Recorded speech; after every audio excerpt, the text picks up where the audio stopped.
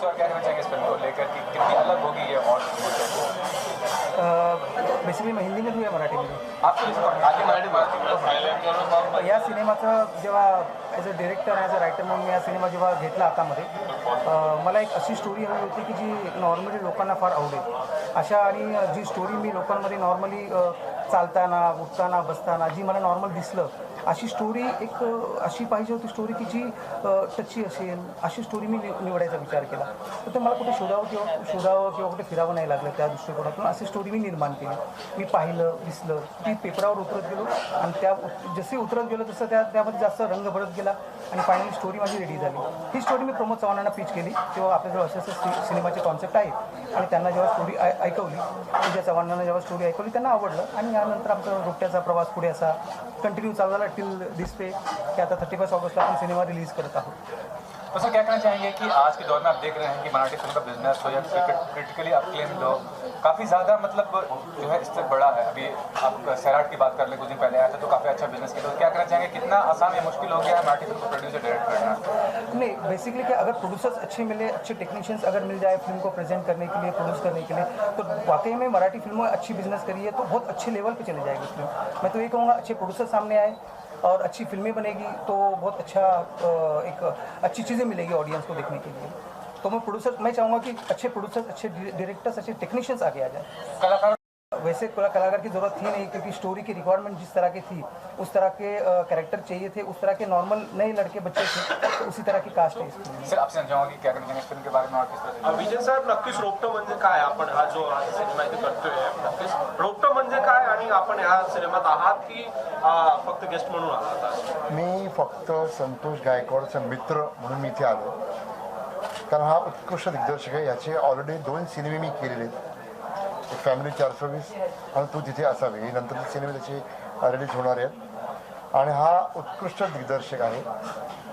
आज नवीन असून सुद्धा एक कॉन्फिडेंटली तो करतो त्यामुळे रोपटं नावाचा हा सिनेमा प्रमोद चव्हाण माझा मित्र आहे एक संचालक सुद्धा आहे महामंडळाचा मी तर मला असं वाटतं की ही माझी फॅमिली माझं कुटुंब या कुटुंबात मला यावंच लागणार मला जेव्हा बोललो तर यायलाच हवं तर रोपटा सिनेमा चांगला असेल आणि संतोष चांगला सुद्धा रायटर पण असल्यामुळे हा सिनेमा नक्कीच चांगला होईल आणि याची मला खूप खूप शुभेच्छा आहेत त्या रोपटाचं वटवृक्ष नक्की गायकवाड साहेब आपलं रोपटं म्हणजे जो आता नवीन सिनेमा केला आहे हा फक्त लहान मुलांसाठी सिनेमा आहे असं काय नाही बेसिकली लहान मुलासाठी नाही आहे एक सिनेमाचा कॉन्सेप्ट जो आहे तो लहान मुलगा घेतलेला आहे पण त्याच्यासोबत जे घडतं किंवा काय घडतं ते जे लोकांमध्ये घडतं ते त्यामधून तुम्हाला सगळं काही पाहायला मिळेल लहान मुलासाठी सिनेमा नाही लहान मुलाला फक्त एक धरलेला आहे हाताशी डेट जवळ आली आहे 31 ऑगस्टला सिनेमा आपला येतोय म्हणजे रिलीज होईल तर प्रमोशनचे काय काय प्लॅन्स आहेत आणि आपण कुठे कुठे प्रमोट करतोय सिनेमा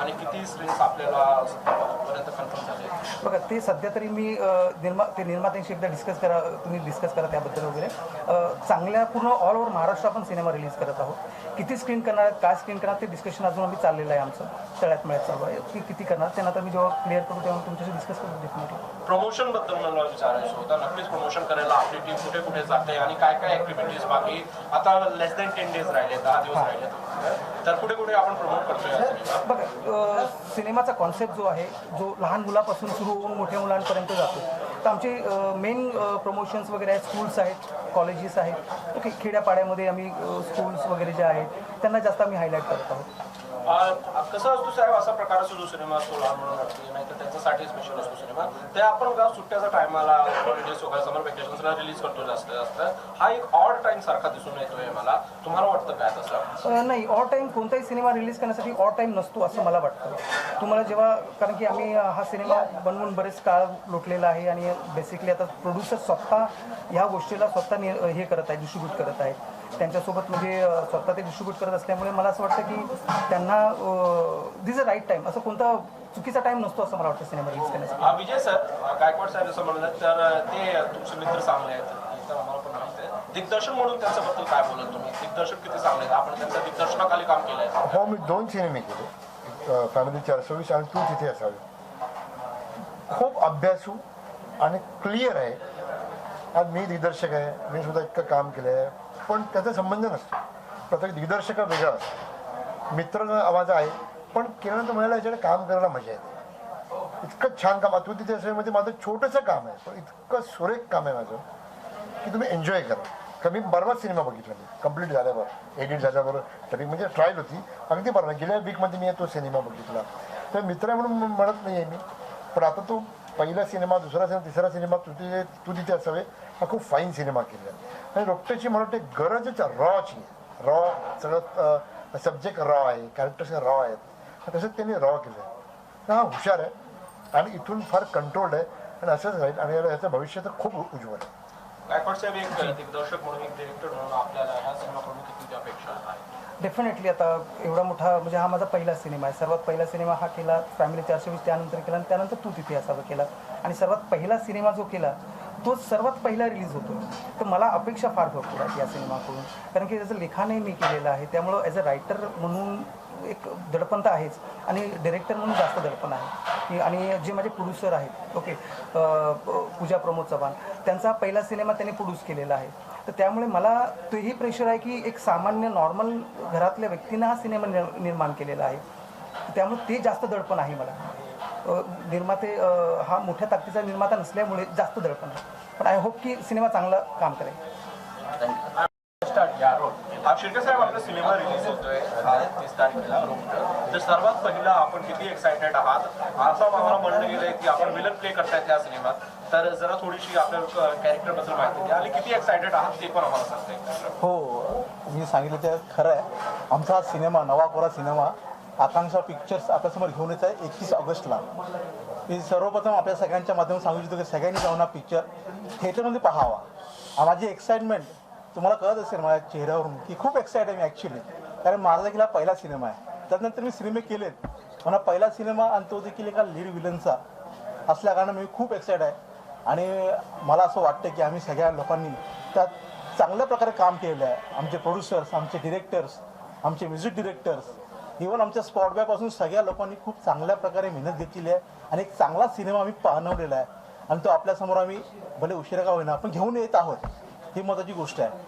तर मी खरंच खूप एक्सायटेड आहे आणि माझी सगळ्यांना पुन्हा विनंती राहील आपल्या माध्यमातून की सगळ्यांनी येऊन तो चित्रपट थिएटरगृहामध्ये पाहावा. खरं म्हटलं तर आपण तुम्ही विलन सारखा तर दिसत नाही, थोडंसं कॉमेडियन सारखा दिसतं. तर हा जो विलन असेल तो कसा असेल? म्हणजे हा विलन मुळात जेव्हा मला स्क्रिप्ट ऐकवली गेली तेव्हा सरांनी सांगितलं होतं हा कंट्रोल्ड विलन आहे. म्हणजे तो जरी ग्रामीण भागातला विलन असला, सावकार असला, माझ्या कॅरेक्टरचं नाव आहे जंगम, हा जरी सावकार असला तरी तो लोकांना पैसे भाड्या म्हणजे देतो, पैसे कर्ज वसुली करण्यासाठी तो त्यांच्यावर काय कुठल्या गोष्टी लादत नाही किंवा त्यांना मारामारी करत नाही किंवा आपले गुंड पाठवून त्यांना लाठ्या वगैरे करत नाही. हा ट्रेडिशनल विलन सारखा नाही आहे, हा कंट्रोल विलन तुम्हाला करायचा आहे. अशा प्रकारचा विलन मी साकारला याच्यामुळे. म्युझिक डिरेक्टर सरांना मला विचारायचं, सर या रोपट्या या सिनेमाला किती गाणी आहेत आणि कुठल्या प्रकारचे किती प्रकारचे म्युझिक आहेत? टोटल 5 गाणी आहेत या फिल्मला आणि सगळे इमोशनल गाणी आहेत. आम्ही प्रथम रूपकुमार राठोड साहेबांना या फिल्मकरता गायला घेतलं आहे. अतिशय आनंद झाला, त्यांना गाणं खूप छान होतं आणि आदर्श शिंदेनी गायला, बेला शिंदे मॅडमनी गायला, एक प्रवेश निंबाळकर यांनी गायला.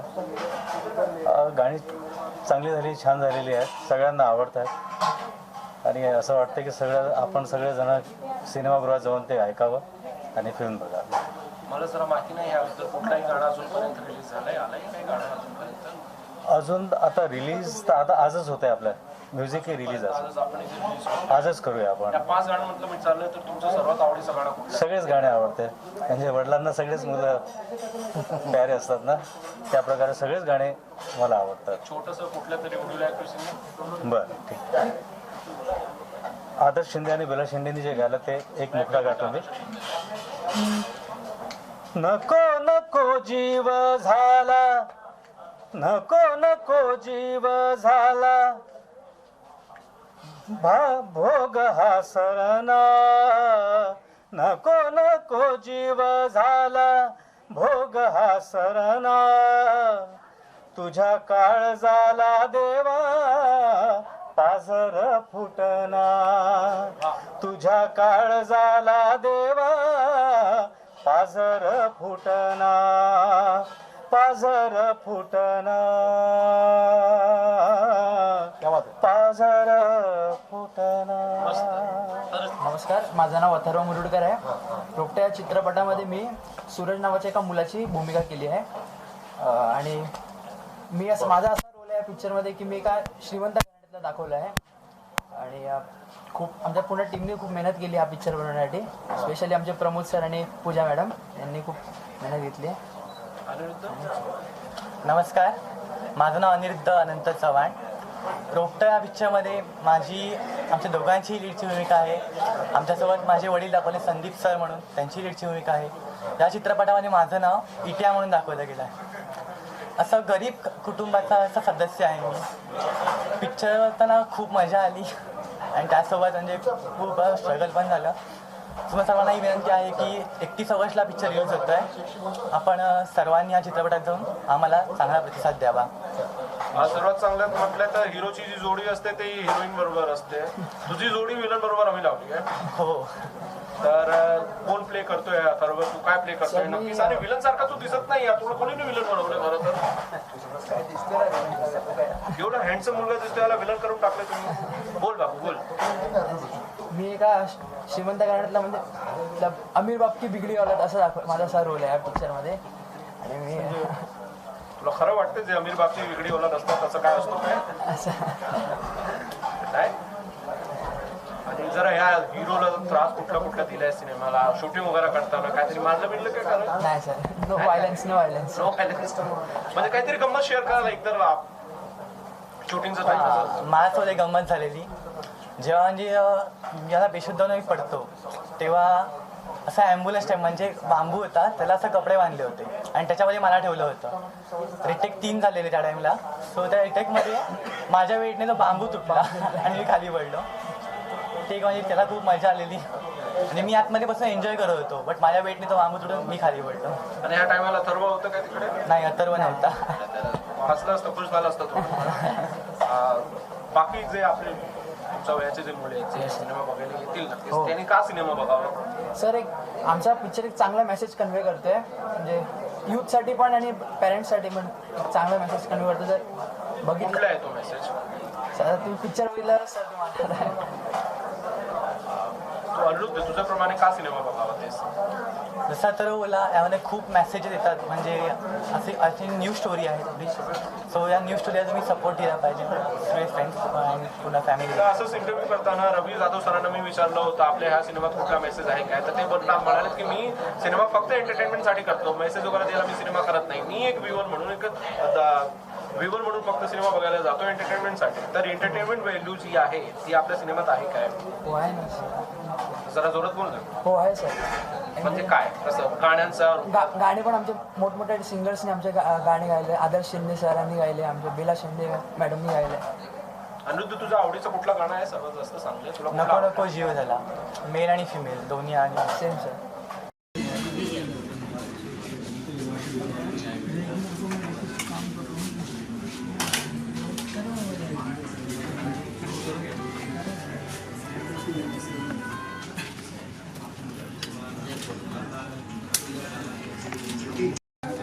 आपल्या मराठी सिनेजगतामध्ये अशी ही एक सुंदर कथा, या कथेमध्ये काहीतरी एक संदेश आहे.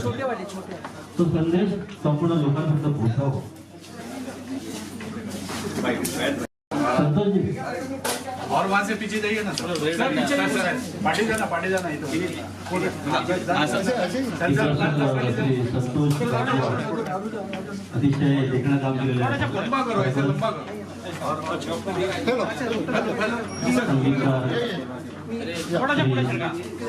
दिनेश अर्जुना यांनी या चित्रपटाला उत्तम संगीत दिलेलं आहे.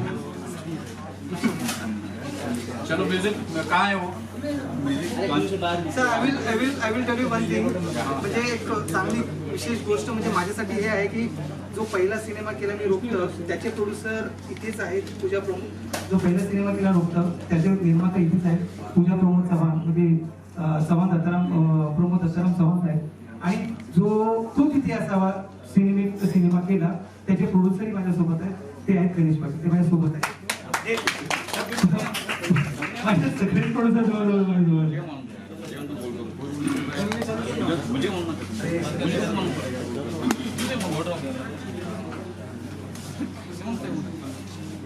समोर बघा, समोर बघा.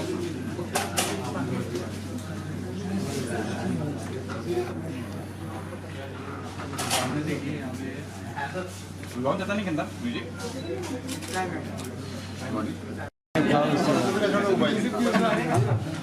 सामने सामने कुठे आहे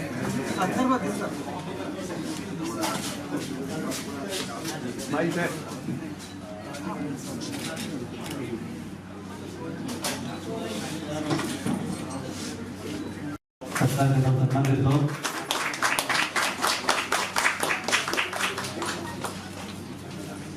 क्लोज प्रमोद भाई और नजदीक आइए डरे हुए वो अरे पाटिल साहब अच्छे आदमी हैं डरते क्यों हाँ वेरी गुड इधर देखिए सामने देखिए मैडम यहाँ देखिए होल्ड होल्ड प्लीज होल्ड आणि माझ्या मित्र अतुल गायकवाड दिग्दर्शक या रोपटर सिनेमा माझ्याकडून खूप खूप शुभेच्छा. सगळेच पत्रकार मंडळी इथे आलेले मीडियाशी लोकांनी ती सहकार्य करते जेणेकरून हे रोपटं रूपांतर वनवृक्षात होते आणि ह्या चित्रपटाला खूप खूप यश मिळते असं मी आणि तुम्ही सगळे चिंतित असं मला वाटते. आणि संतोष हा खूप चांगला डिरेक्टर आहे. त्याचा मी 2 सिनेमे केले. पाटील साहेबांचा एक सिनेमा केला आहे तू तिथे असावी आणि फॅमिली 424 ही 2 सिनेमे योग बनले. हा खूप चांगला दिग्दर्शक आहे. त्याचे नंतर तर आणखी 4-5 सिनेमे त्याचं मी काम करणारच आहे. तर पुन्हा एकदा रोपटर सिनेमा खूप खूप माझ्यातर्फे शुभेच्छा आणि मला इथे हा सन्मान दिल्याबद्दल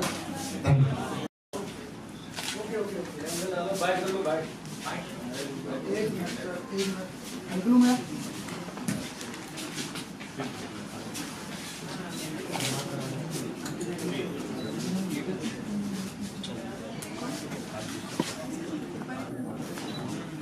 त्या ठिकाणी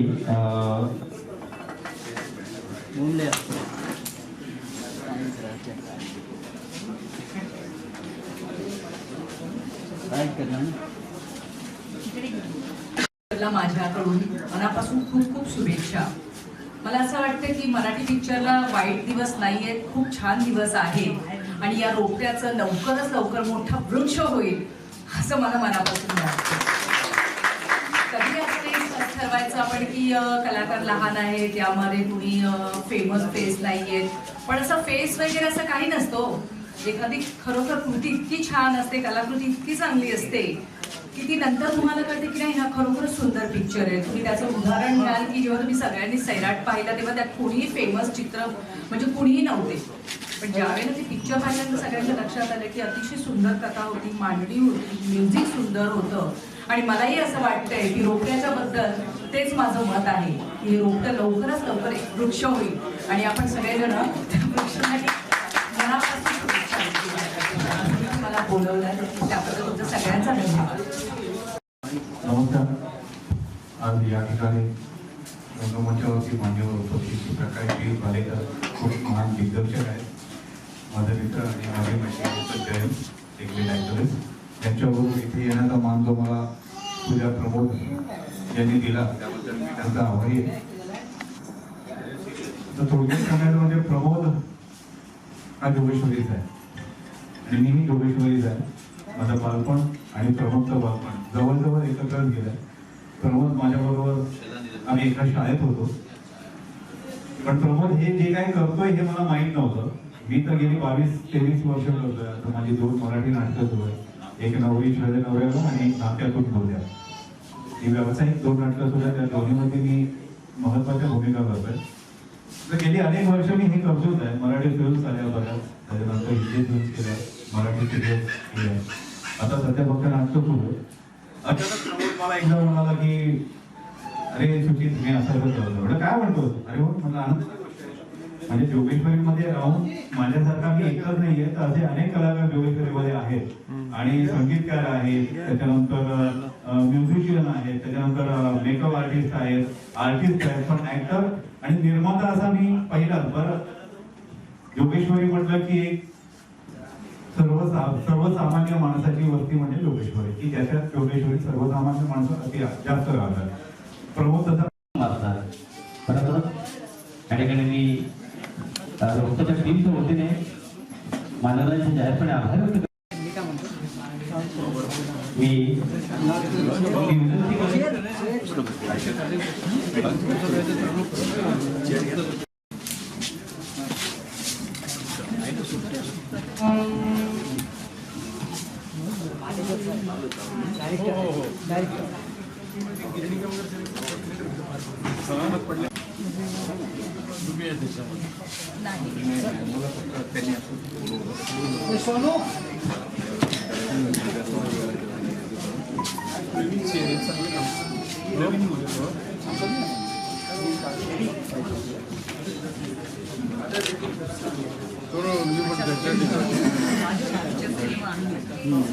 वेटिंग